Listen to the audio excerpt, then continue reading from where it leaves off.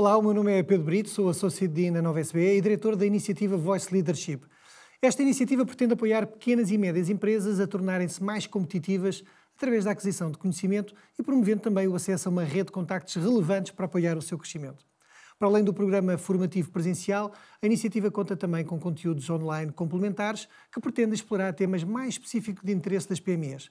Hoje temos connosco Ana Filipa Almeida, formada em Economia, com mais de 20 anos de trabalho em consultoria de gestão nas áreas de estratégia e desenvolvimento de negócios. Nos últimos anos, tem complementado a sua formação nas áreas de ESG, Design Thinking e otimização de modelos operativos e tem também trabalhado como conselheira de gestão em pequenas e médias empresas. Bem-vinda, uma vez mais, a este podcast do Voice Leadership. Hoje temos um tema crítico, que muitas vezes é minorizado pelas pequenas e médias empresas, que é o tema do ESG.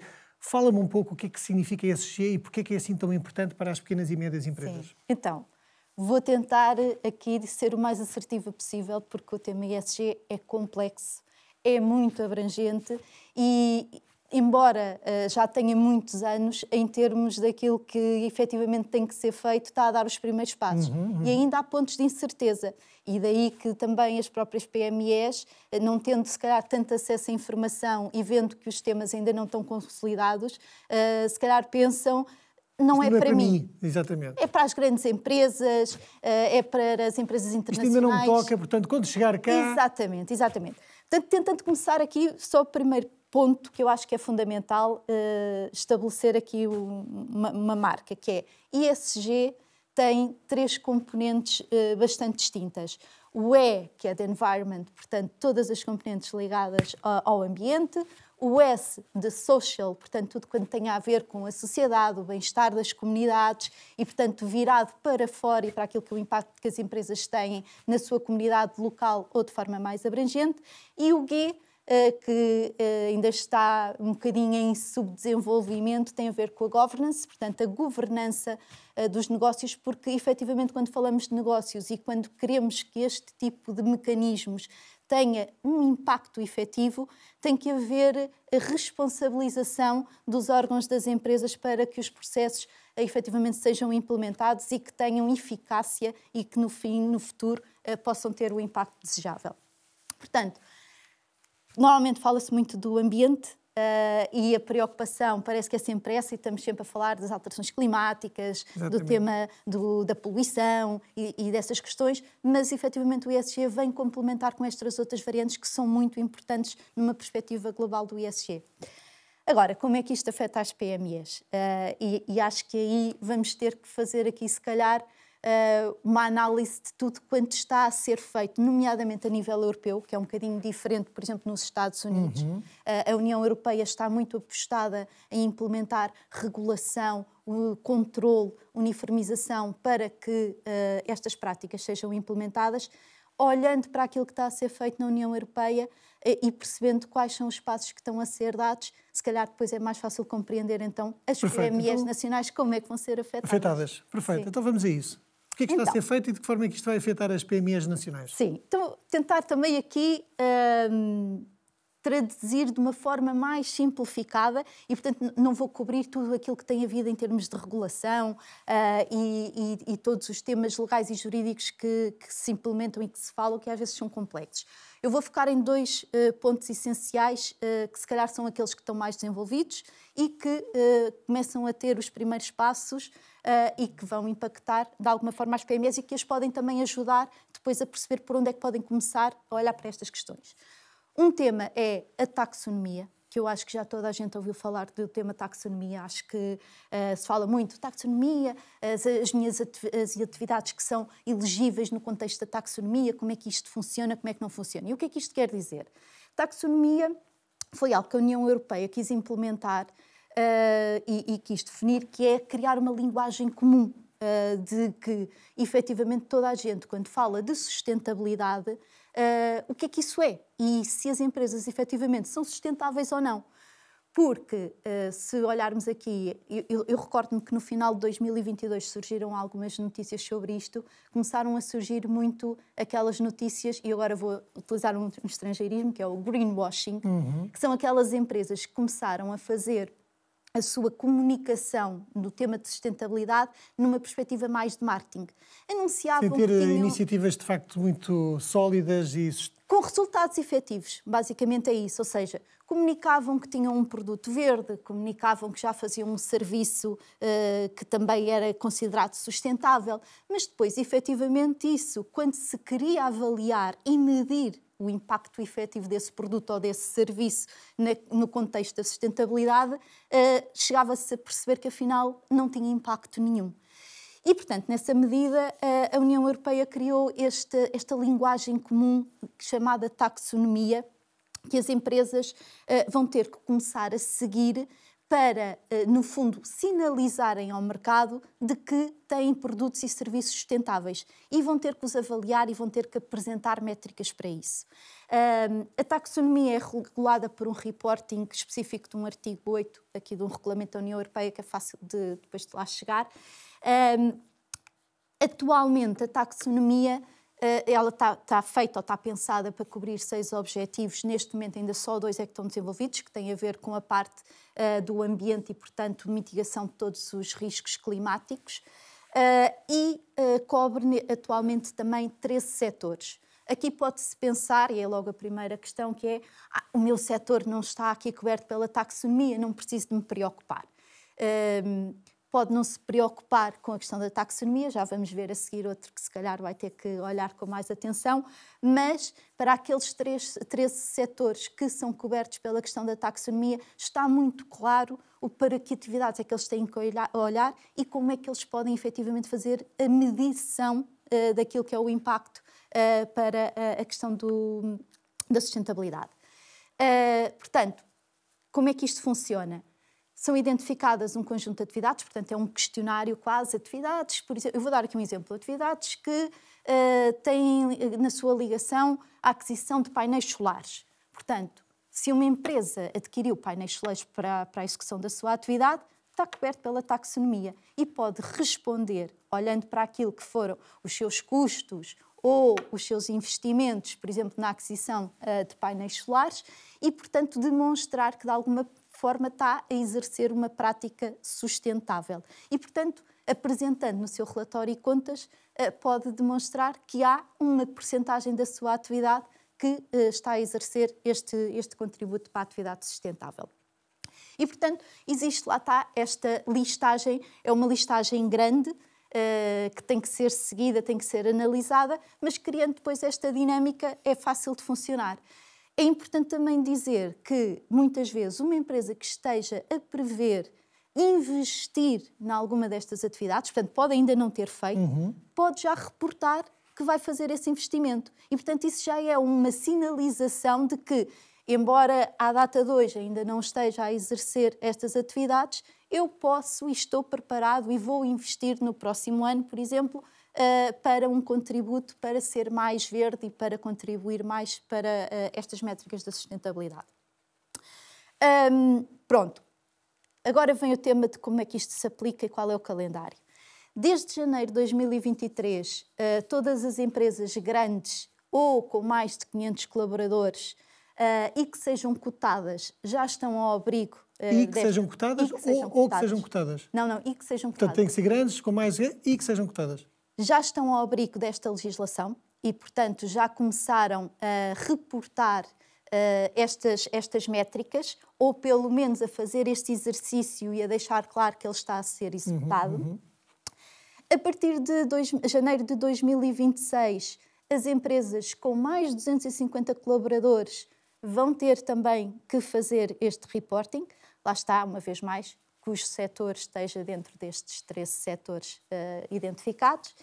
E em janeiro de 2027, todas as empresas cotadas vão ter também que reportar cotadas? Mas as cotadas, as primeiras não eram mas tem que ser maiores de 250. Okay. Aí todas. Já não existe diferenciação do número de colaboradores, nem da dimensão da empresa. Todas, independentemente do número de colaboradores. Exatamente. Portanto, PMEs que sejam cotadas, por exemplo, em janeiro de 2027, são abrangidas pela legislação. PMEs? PMEs, sim, que sejam cotadas a partir de janeiro de 2027. Então, 2023, 2027. grandes com mais de 500 colaboradores e cotadas, 2026, mais de 250 colaboradores, 2027...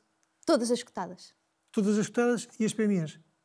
Também se forem, também terão. Se forem também. Okay. Exatamente, exatamente. Portanto, este é um fator importante porque, efetivamente, estas grandes empresas começam a procurar como é que estão a responder a estas questões. E o que é que acontece? O setor financeiro, nomeadamente os bancos, estão a ser pioneiros na implementação de todas estas análises, reportings e compromissos de reportarem estas métricas.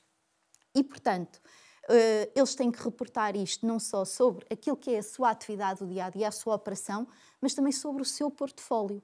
Portanto, os produtos que os bancos estão a oferecer, nomeadamente créditos, que é aquele que se calhar nós mais facilmente compreendemos que possa ter impacto, por exemplo, numa PME, quando pede um crédito para a sua atividade, eles vão ter que começar também a lançar e a avaliar o seu portfólio de produtos. E, portanto, dos clientes que acedem a esse portfólio também, de que efetivamente têm estas práticas sustentáveis. E vai começar também a ser mais difícil para as PMEs, por exemplo, se quiserem aceder a algum crédito, o terem que provar que efetivamente também têm práticas sustentáveis. E se estão, por exemplo, a pedir um crédito para adquirir algum produto ou serviço, se calhar vai-lhes começar a ser perguntado se essa aquisição vai contribuir ou não para os fatores do ESG. E vão ter que reportar, sob pena de depois ser mais difícil a concessão de crédito a estas empresas. Portanto, começa aqui um bocadinho aquela dinâmica de sou obrigado a ter estes produtos, portanto, aqueles com quem eu me relaciono também vão ter que começar a responder. Toda a cadeia de valor vai ter que responder indiretamente também, neste caso às instituições financeiras, as suas práticas de sustentabilidade. Exatamente. A questão é que a maior parte das PMEs não está preparada e não tem conhecimento sobre como começar. O que é que tu sugeres que uma PME que vai ser confrontada com isso, imagino que outras empresas vão passar também a exigir reporting mais ou menos formal do ponto de vista de prática de sustentabilidade, deve fazer? O que é que a PME pode começar a fazer para dar os primeiros passos? Sim. Pedro, deixa-me só aqui acrescentar uma outra questão antes de saltar para essa pergunta. Porquê? Porque há outro reporting muito importante, que é o CSRD, que é, eu agora vou dizer as siglas em inglês. O CSRD, que é o Corporate Sustainability Reporting Directive, que este efetivamente não atinge ou não abrange só a componente ambiental, portanto abrange o ESG como um todo. Ele tem uma norma depois europeia também que no fundo especifica todas as fórmulas e todos os conteúdos que têm que ser avaliados. Isto também tem que ser reportado nos relatórios financeiros das grandes empresas numa primeira fase e que no fundo vem explicar e tem que ser não só avaliado com algumas fórmulas mais quantitativas, mas também qualitativo, como é que estas práticas de ESG estão a ser implementadas. E, portanto, ele tem perguntas muito específicas sobre como é que a empresa efetivamente aplica as suas regras de proteção do ambiente, pede para avaliar, como é que também está a ter impacto na sociedade, pede para avaliar. E, portanto, é um questionário que é bem extenso, que tem que ser respondido e que dá para as empresas justificarem. E, portanto, esta norma, eu vou aqui só seguir a minha cábula, 2024 incide já sobre todas as empresas europeias cotadas, 2025 todas as empresas que não são PMEs, 2026 as PMEs que são cotadas e, a partir de 2028, todas as empresas que não sejam europeias, mas que tenham relação com a Europa, ou porque possam ser subsidiárias, ou porque possam ter algum tipo de relação económica com as empresas europeias. E, portanto, esta norma, que já não tem aquela lógica de ser setorial e de estar só restringida a 13 setores, é abrangente e cobre todo este espectro. E, uma vez mais, os bancos estão a começar... São pioneiros também aqui neste relatório. Também.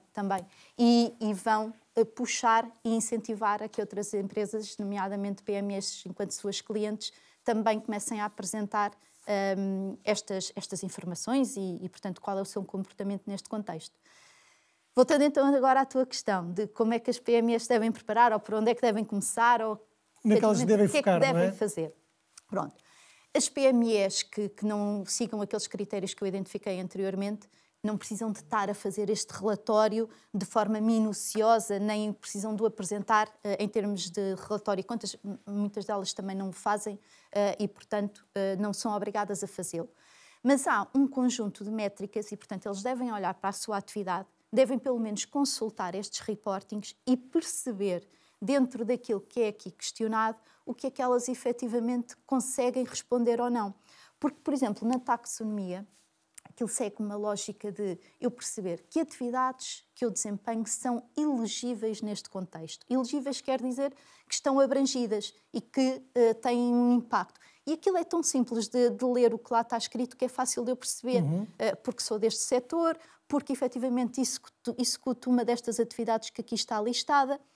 E sabendo isso, eu consigo arranjar 2 ou 3 métricas que estão de encontro com estes reportings e que me dão o conforto de eu poder reportar aos bancos ou a outras entidades que eu, no fundo, estou a dar também o meu contributo para estas práticas.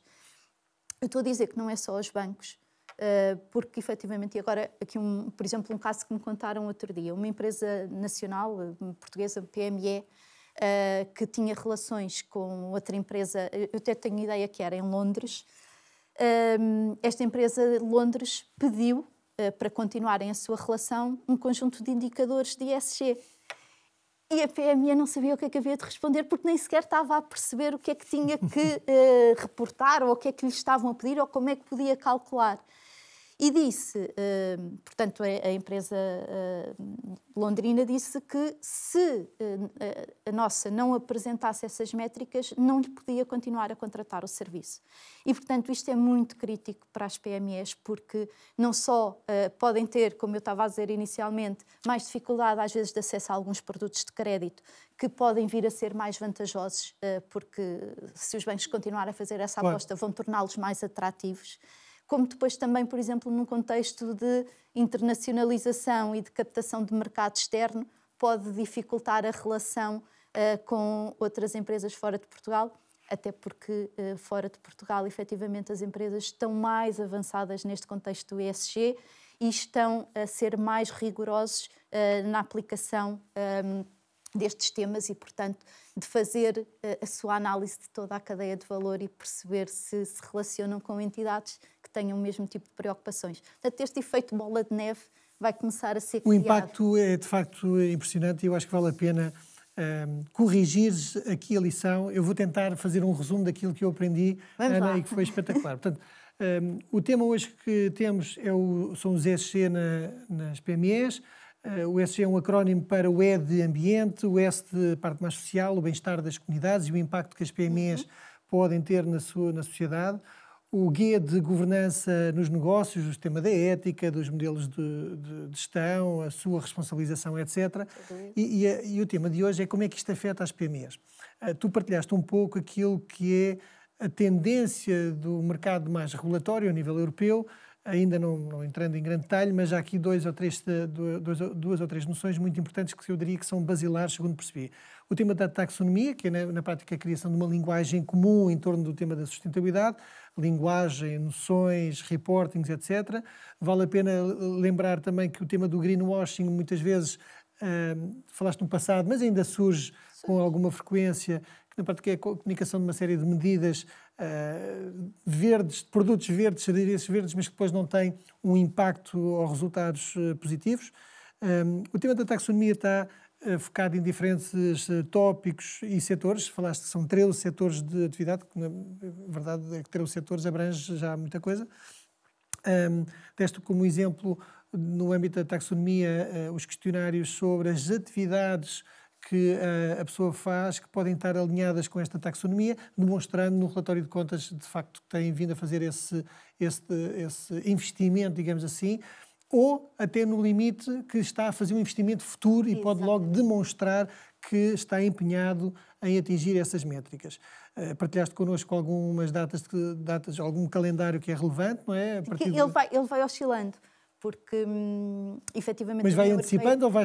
Não, vai atrasando, porque foram feitos alguns testes, até se chamaram testes de stress, às primeiras empresas que iam entrar, e os resultados iniciais não foram muito positivos. E então positivos no sentido de não haver muita informação e, portanto, como... As empresas não estavam preparadas. Não estavam preparadas e, portanto, está a ser um caminho. Mas, para todos os efeitos, temos, desde o início do ano passado, as grandes empresas com mais de 500 colaboradores e cotadas já estão no abrigo destas regras. A partir de 2026, início de 2026, todas as empresas com mais de 250 colaboradores. E a partir de janeiro de 2027, todas as cotadas, incluindo as PMEs que sejam cotadas.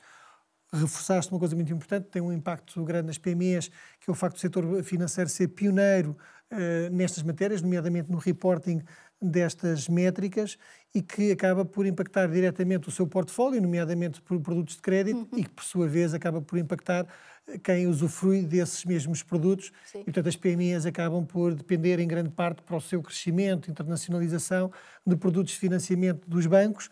E, portanto, ao acederem a estes produtos, vão ser exigidas cada vez mais informações e práticas de sustentabilidade se quiserem ter condições preferenciais para o financiamento dos seus investimentos. Este eu diria que é o primeiro alerta que temos que deixar às PMEs, é que se quiseres financiamento a um custo mais baixo ou mais competitivo, estas práticas vão ter que ser postas em prática, passa a expressão.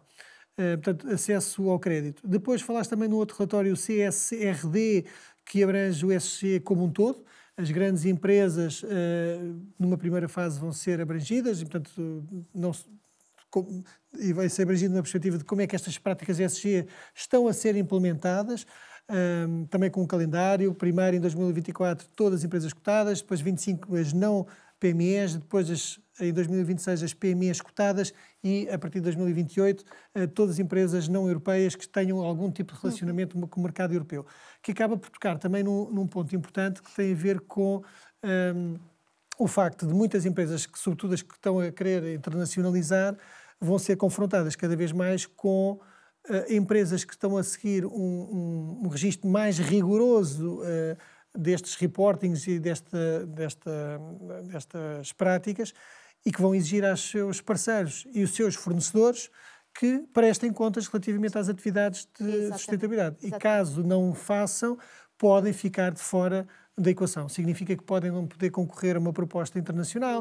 mesmo a nível nacional isso pode acontecer, pode significar deixar de ter um parceiro, pode ser um distribuidor, o que for, e, portanto, isso pode impactar diretamente a sua competitividade e o seu crescimento. Portanto, entre o acesso a financiamento e a perda de oportunidades para crescer e internacionalizar, parece-me evidente que as PMEs têm que começar rapidamente a perseguir estas práticas de sustentabilidade. Só para terminar, há aqui também um ponto para acrescentar àquilo que foi dito. Atualmente, a União Europeia ainda não está a aplicar nenhuma sanção a quem não cumprir... Palavra-chave ainda. Ainda.